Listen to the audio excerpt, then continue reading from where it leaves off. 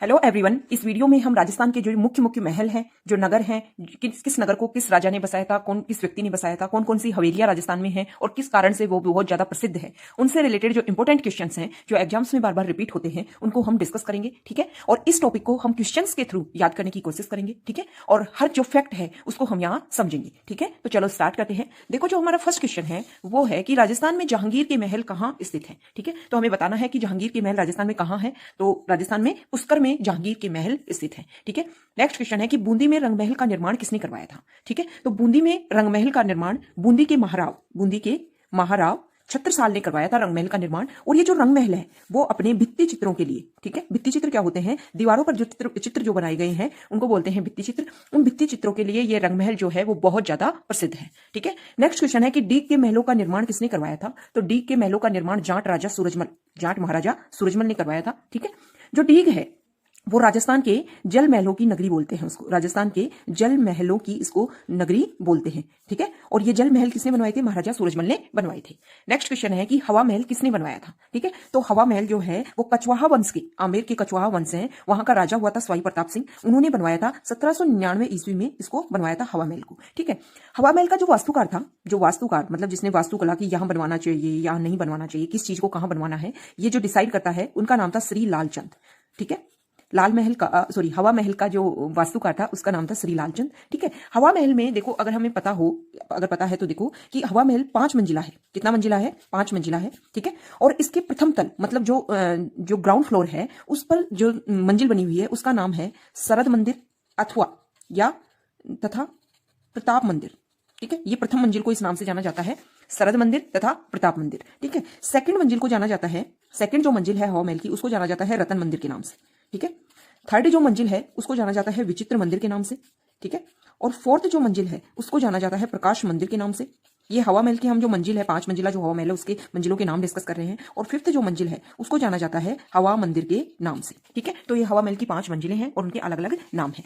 ठीक है, next question है कि जयपुर का निर्माण किसके द्वारा करवाया गया था। ठीक है, तो जयपुर का राजा था जयसिंह द्वितीय, उन्होंने जयपुर का निर्माण करवाया था। ठीक है, 18 नवंबर 1727 को इसकी नींव रखी गई थी। ठीक है, और इस नगर की नींव जो है वो महाराजा सवाई जयसिंह का राजपुरोहित था। इनकी जो राज दरबार का जो राजपुरोहित था पंडित जगन्नाथ, उन्होंने जयपुर जो शहर बसाया था उसकी नींव रखी थी। और इसके जो नगर नियोजक थे वो थे विद्याधर भट्टाचार्य। जयपुर के नगर नियोजक कौन थे, विद्याधर भट्टाचार्य। ठीक है, नेक्स्ट क्वेश्चन है कि जयपुर शहर की योजना किस वास्तुकार ने बनाई थी। तो जयपुर शहर की योजना भी हमने डिस्कस किया कि जयपुर के जो नगर नियोजक थे उनका नाम था विद्याधर भट्टाचार्य। ठीक है, ये बंगाल के महान वास्तुशास्त्री थे और इन्होंने, विद्याधर भट्टाचार्य ने जयपुर शहर को 9 वर्गों के सिद्धांत पर बसाया था, 9 वर्गों के सिद्धांत पर बसाया था। ठीक है, नेक्स्ट क्वेश्चन है कि एक महल बनाया गया है जिसका निर्माण एक किले की भांति किया गया है, जहां मजबूत भारी दीवारें बनाई गई हैं, पर अस्त व्यस्त बुर्ज एवं गुंबद, खुली छत, मोखे सहित चौकियां, परकोटे में तीरंदाजों के लिए झीरियां, जिससे सैनिकों के गिर जाने का प्रतिकार किया जा सके। मतलब खुद के आक्रमण से खुद को बचाने के लिए एक महल बनाया गया है जिसका निर्माण किले की भांति किया गया है। तो उस महल का क्या नाम है। ठीक है, तो देखो उस महल का जो नाम है वो है जूना पैलेस। ठीक है, जूना पैलेस, इसको ओल्ड पैलेस के नाम से भी जाना जाता है और ये डूंगरपुर में स्थित है। ठीक है, इस पैलेस का जो निर्माण है वो 13वीं शताब्दी में रावल वीर देव के द्वारा इसका निर्माण करवाया गया था। और ये जूना पैलेस जो है वो 7 मंजिला है। ठीक है, और ये जो जूना पैलेस है वो डूंगरपुर का एक प्रसिद्ध पत्थर है, पारेवा पत्थर। क्या नाम है, पारेवा पत्थर। ठीक है, उस पत्थर से इसको बनाया गया है। ठीक है, नेक्स्ट क्वेश्चन है कि मुगल, यूरोपियन एवं राजपूत स्थापत्य कला के अद्भुत समन्वय के लिए व मेहमान नवाजी के लिए मुबारक महल कहाँ स्थित है। ठीक है, तो ऐसा जो मुबारक महल है वो जयपुर में स्थित है। ठीक है, जयपुर में जो सिटी पैलेस, ठीक है, उसमें है ये मुबारक महल। इसको किस नाम से जाना जाता है, एक नाम और है इसका, वेलकम पैलेस के नाम से भी जाना जाता है मुबारक महल को। इसका निर्माण जो है वो सवाई माधो सिंह ने, किसने करवाया था, कछवाहा नरेश थे सवाई माधो सिंह। ये वही सवाई माधो सिंह है जिन्होंने नाहरगढ़ का जो किला है उसमें अपने 9 पासवानों के लिए एक जैसे 9 भवन बनवाए थे, 9 महल बनवाए थे। ठीक है, ये वही सवाई माधो सिंह है। सवाई माधो सिंह ने अतिथियों के ठहरने के लिए सिटी पैलेस में मुबारक महल, जिसको वेलकम पैलेस के नाम से भी जाना जाता है, उसका निर्माण करवाया था। नेक्स्ट क्वेश्चन है कि राजपूतों के नगर और प्रासादों का निर्माण पहाड़ियों में हुआ क्यों। राजपूतों ने जो अपने नगर बसाए और अपने महल बनवाए, किले बनवाए, उनका निर्माण पहाड़ियों में करवाया क्यों, इसका कारण क्या था। क्योंकि देखो पहाड़ों में चढ़ना दुर्गम होता है, इसलिए वो अपने शत्रुओं के खिलाफ खुद को सुरक्षित रखना चाहते थे और वहां पर बनाकर एक तरीके से वो उनके सुरक्षा के साधन थे। ठीक है, तो वहां शत्रुओं के विरुद्ध सुरक्षा के साधन थे।